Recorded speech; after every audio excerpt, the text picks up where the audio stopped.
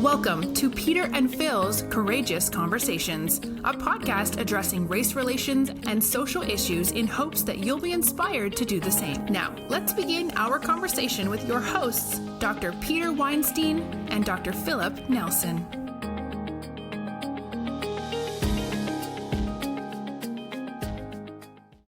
Hello and welcome to Courageous Conversations. I'm Dr. Peter Weinstein, and I'd like to say hello to my partner in crime. Wait a minute.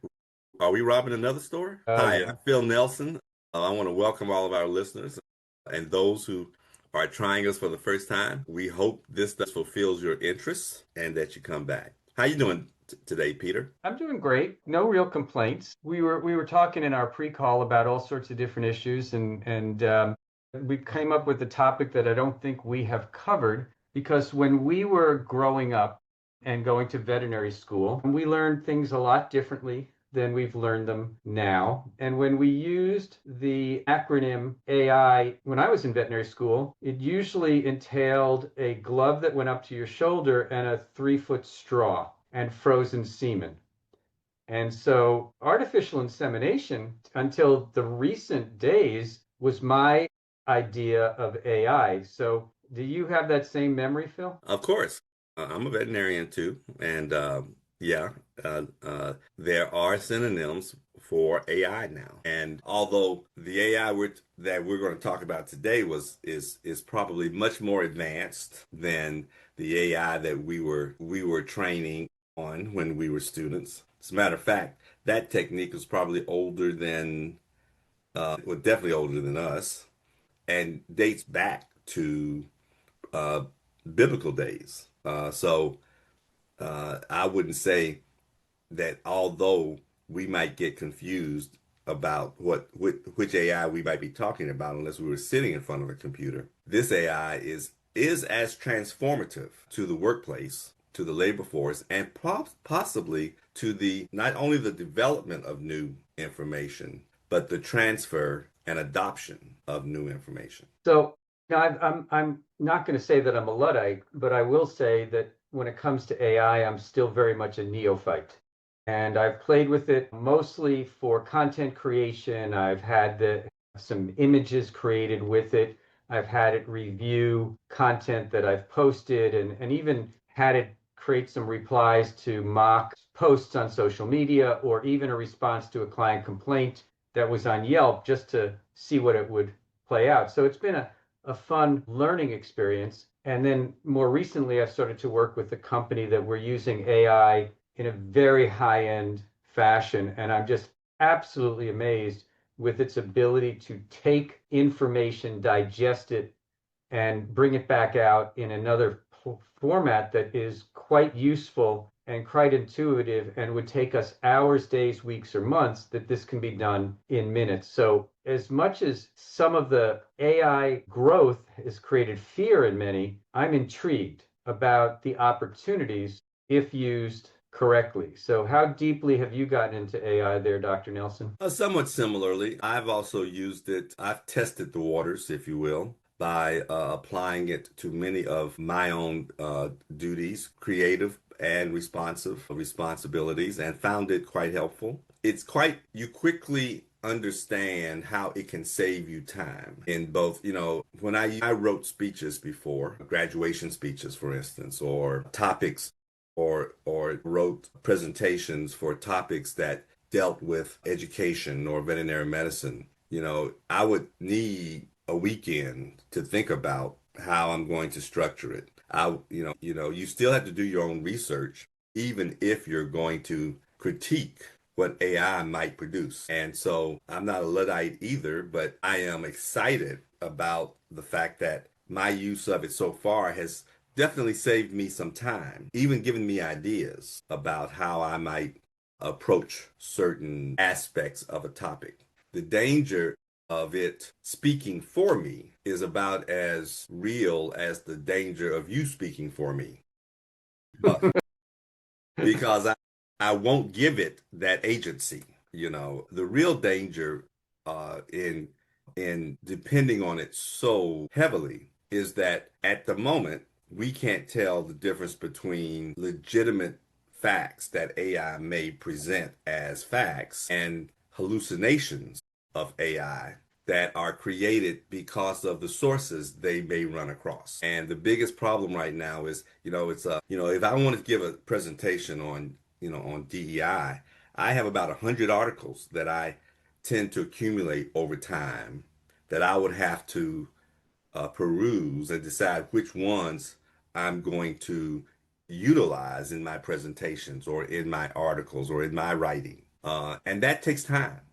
That takes for an article, that would take me a month to 3 months to produce. And half of that time would be in ingesting and assessing and assimilating information from those articles to make sure that I knew where the stage was set for whatever advancement I might propose. AI can do that in a matter of minutes. The problem is that it's difficult to find out which articles they used. Unless you give them your set of articles and say limit it there. And I haven't been able to do that, to get AI not to look out into the stratosphere and pull in its own articles too. And that bothers me to know that it may have stray hallucinations wrapped in there, to come up with its assessment. The other issue that comes up in education is the first issue. There are two or three issues that come up in education. And the first one I think is overly stressed. And that is,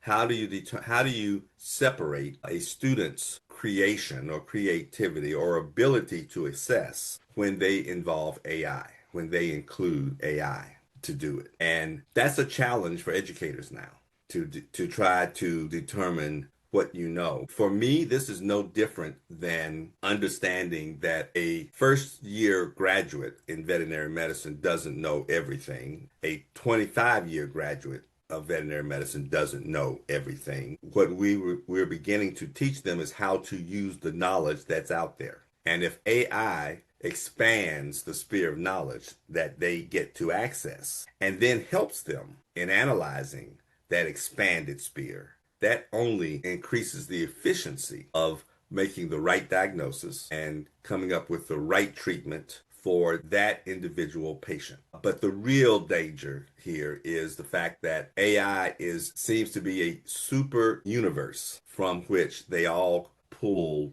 information from. And that makes it difficult for integrity of thought, for intellectual property, if you will. It makes it difficult to protect intellectual property. If you're developing something and you throw it up against the wall through AI, it becomes part of the public domain. And if that's something you threw up against the wall was pivotal in developing some new concept or some new product, it's hard to protect that if it's in the public domain already, even if nobody else came up with the idea that you might come up with. And I think that is the major concern, or my major concern, when it comes to academic research or real research. And if we we may have to remodel our patenting system, our payment system for intellectual property. All right. So a couple of things to add or repeat. One of the things that I do when I ask AI to write things for me in the prompt is I said, and reference everything. And I asked them to give me the references, and then I double check that the reference actually is verbatim from that standpoint. So I asked for references from that standpoint. I think let's just start with the education discussion, because there are two parts to the education discussion. There's the faculty and then there's the students. And you addressed the concerns from a faculty standpoint on the research side, but could AI be used in a positive fashion to help on the teaching side? Can it help assimilate information and be able to present it, whether it is in PowerPoint or in other fashions, in a more readily digestible and applicable fashion? So I'm just going to throw a bunch of questions out there. So how can we use AI from a teaching standpoint? Number one. Number two, I think, and I will agree with you 100%, that when it comes down to students and the utilization of AI, it should actually be something we support, because part of education really is teaching people how to solve problems and to use all the resources around them to help solve those problems. If AI can be used and is vetted for lack of a better term, to be accurate in its answers, doesn't it then become part of the same resources that we might use through an online platform such as Vin or an online textbook like Ettinger or Merck or whatever the case may be? So how do we help the faculty to use it to maybe do a better job of education? How do we have the students use it in an integrated fashion, because there is so much information to absorb when it comes down to um, knowledge exchange, that I'm not sure anybody can retain everything. So how can we help you? How can we use AI to help student retention in terms of education as well? And I know I just threw a lot of different things at you, but I think let's address the education side of it, because I think that we're both invested in the education, and how do we use it to the good and not necessarily be turned off by what could be a negative side. Yeah, I really wish you wouldn't dump 5 or 6 questions at one time like that because it's difficult to follow, first of all, to remember all of them, and then secondly, to generate a cohesive response to any of them when I'm halfway through the first response and you're on question three. All right. So you want me to start again? Question number No, I one. don't. I think what will happen is that after I answer one of them, and I wouldn't know if it's the first or the fifth one, you'll come back with another question. But I understand this is part of the um, information overload that everybody has to deal with anyway. But it doesn't lend toward effective conversation when you have to take notes on each question at first. It also and it doesn't allow for inter articulate interchange from between the two of you, because I may withhold some information knowing that it's going to be provided in the next question, but you may think it applies right here. So anyway, the point is that first of all, I love the general sphere from which you chose those questions, because I think that when you take those questions in total, you'll come up with the assessment that this is no difference than the state of learning or teaching hasn't changed. It's the tool that has changed. And of course, the tool should enhance presentations for the faculty. Of course, but those presentations should still they shouldn't just be entertaining. They should lend toward a better understanding of how to use AI in an information overload situation, which is what we were trying to do even before AI. As you said before, we need to keep our eye on the prize, and the prize is problem solving, right?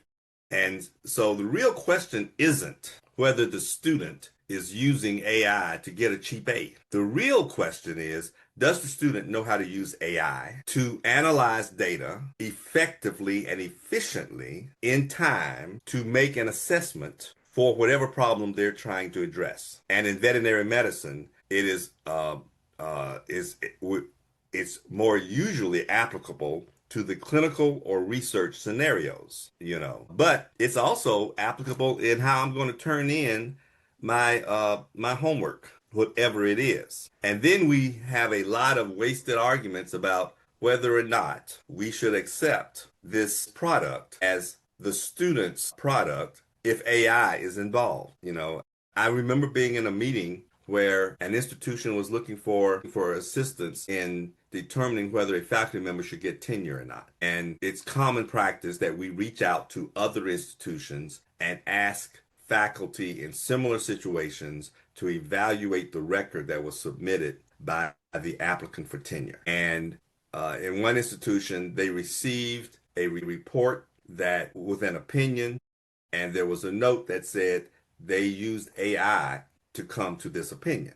Now, they didn't say how they used AI. They didn't say whether or not AI completely generated the data and the opinion, and the referral was adopted it, or that the referral made a decision and then used AI to validate it or at least to offer its own opinion, and then and then that person came to an opinion. But the response of the institution was very interesting to me. There was a discussion in the bowels of the institution, and it resulted in saying that if AI is used in tenure review by external consultants, they wouldn't accept. They wouldn't even accept or consider that opinion without any knowledge of how that AI was used. I can't see us doing that for students. I don't see why we would do it in that particular scenario.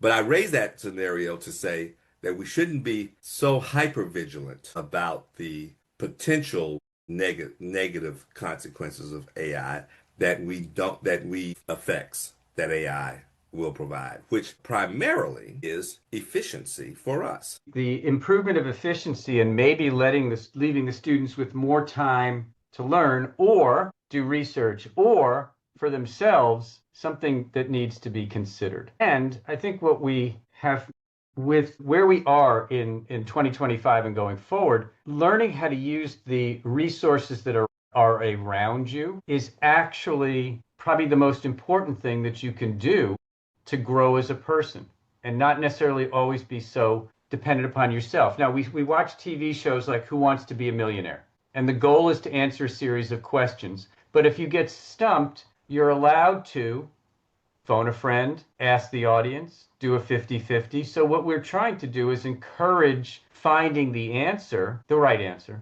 using a variety of different resources. And so from a student standpoint, if we're teaching them how to learn and to apply, sometimes it's the table of contents and the index that's as important as everything that's in between.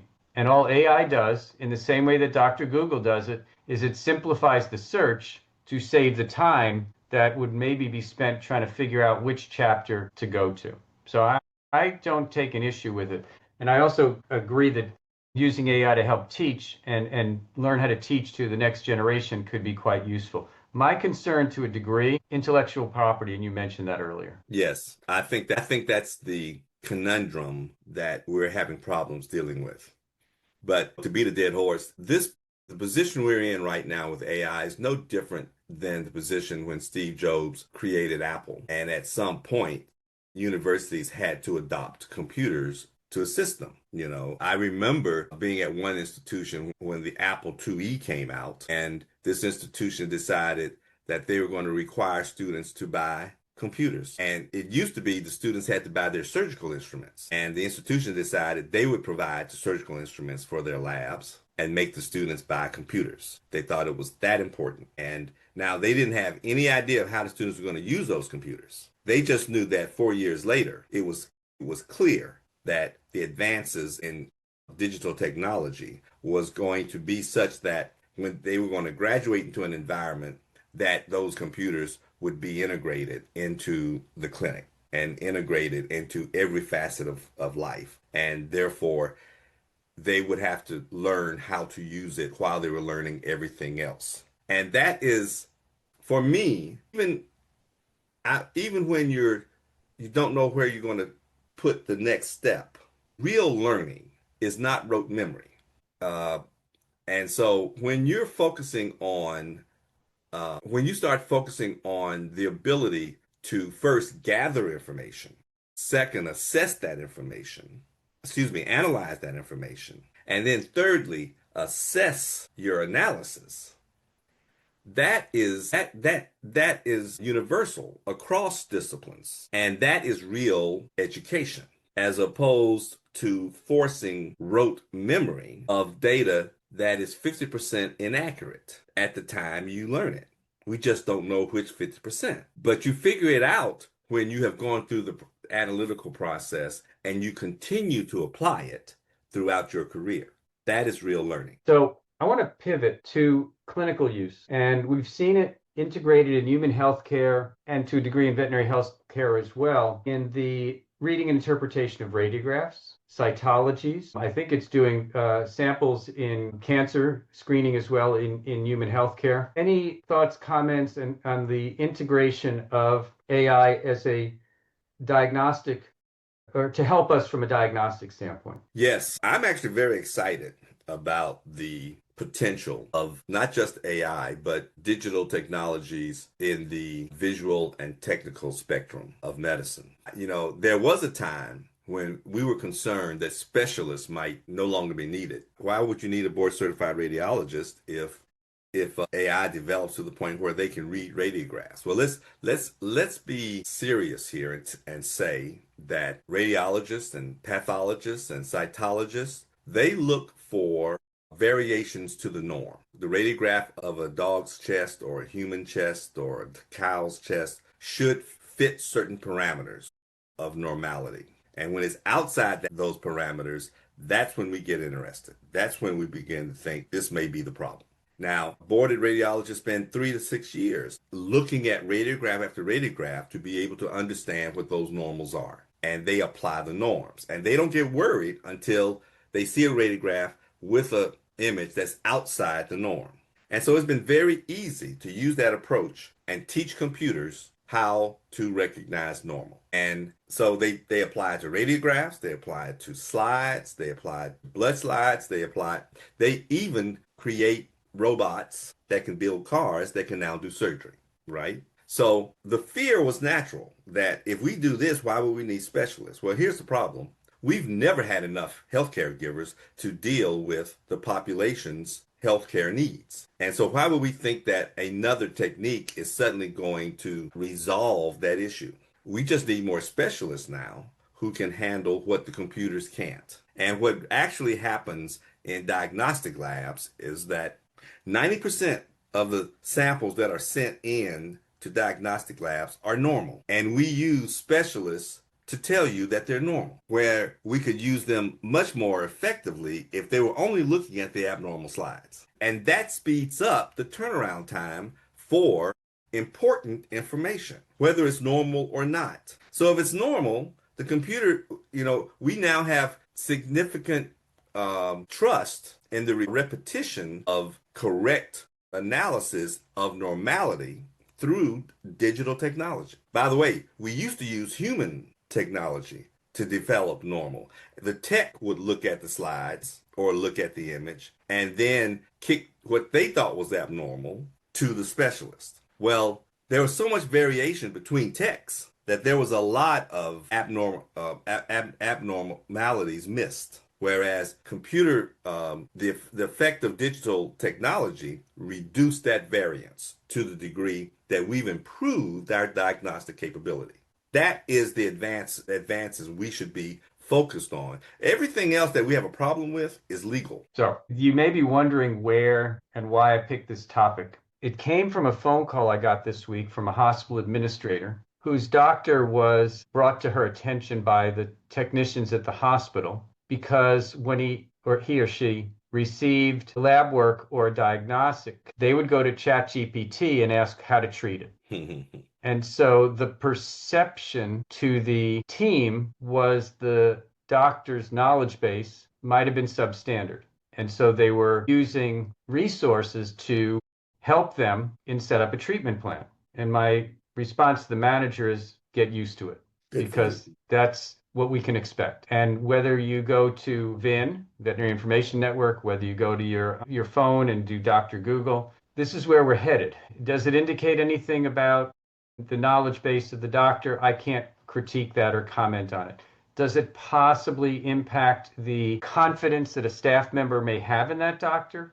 Absolutely. Should it be based upon the outcome of the case? More so. So let me take that second statement and push back a little bit. You're actually saying that we should accept the fact that, you're not really saying, but you're kind of inferring that we should understand why a technician might lose confidence in a clinician who uses resources, or maybe I should say, in particular, ChatGPT, in order for whatever reason.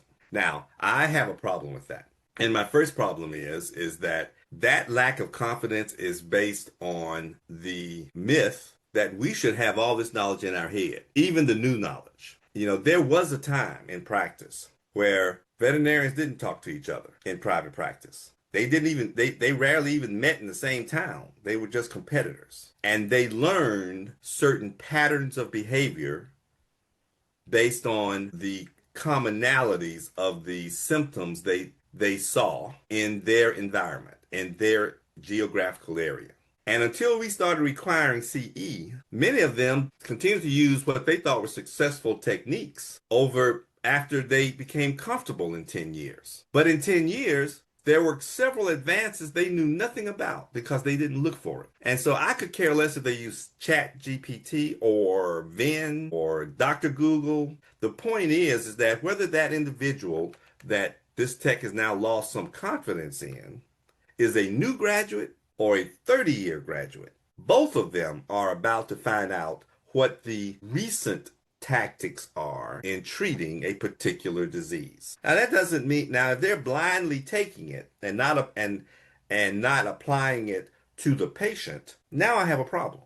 But I can't make an assessment of this individual's effectiveness just because they went to the encyclopedia. Well, what it does show is that we are still very much in a phase of uncertainty when it comes down to where this all fits into healthcare, diagnostic treatment, and life in general. Because, we could spend the next half hour talking about automatic cars and all the technologies that are AI driven around us. We've just done a nice job of talking about the healthcare side of things and the education side of things. And I look forward to having a separate conversation about how AI may be listening to this conversation and probably going to do something with it in the ether before we have a chance to edit it ourselves. But just for fun, Phil, I went to Gemini, which is Google's ChatGPT, and I said, create a 50-word closing for the podcast, www.peterandphil.com, Courageous Conversation. Wow. You want to know what it said? Not yet, because are we ready to close out?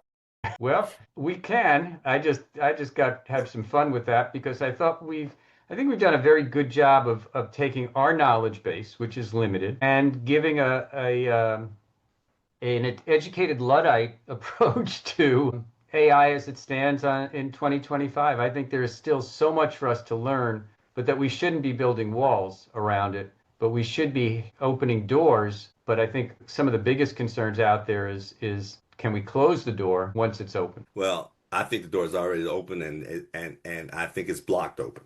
There's no way you're going to close this door. However, I would while you were talking, you took me down a different road, and I don't think we're building walls around it. I think we're reluctant to deconstruct walls that never should have been there.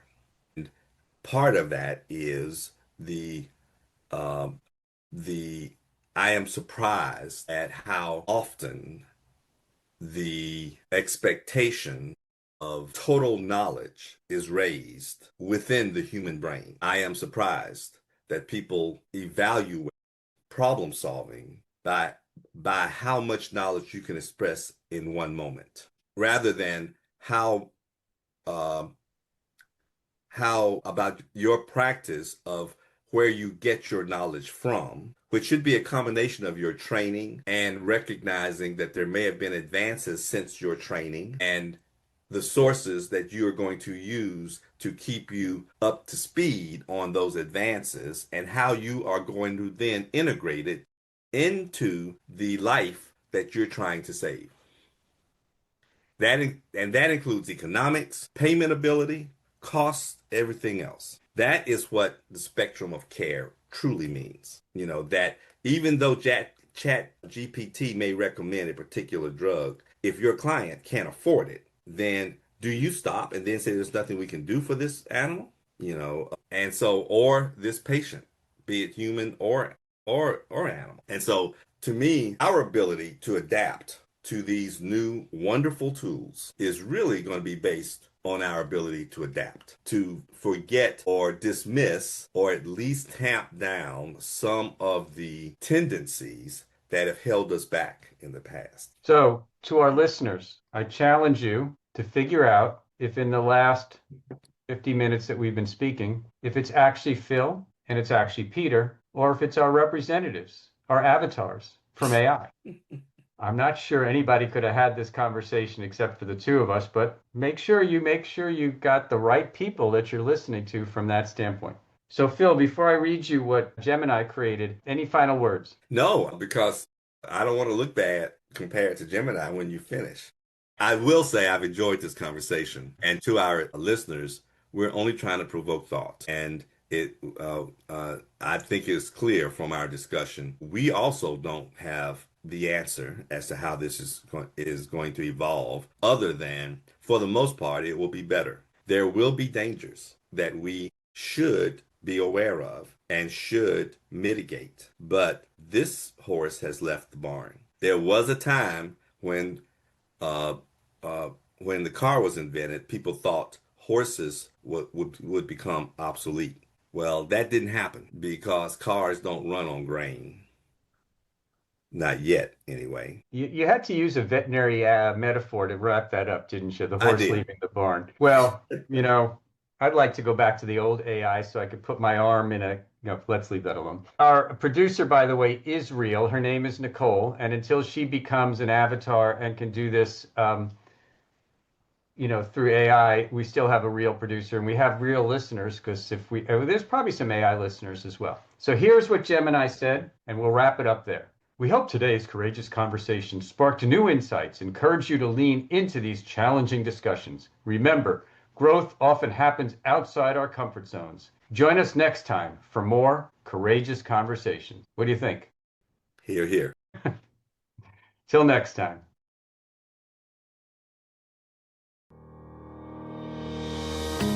Thank you for joining us for another courageous conversation. Be sure to follow us and check back next week for more.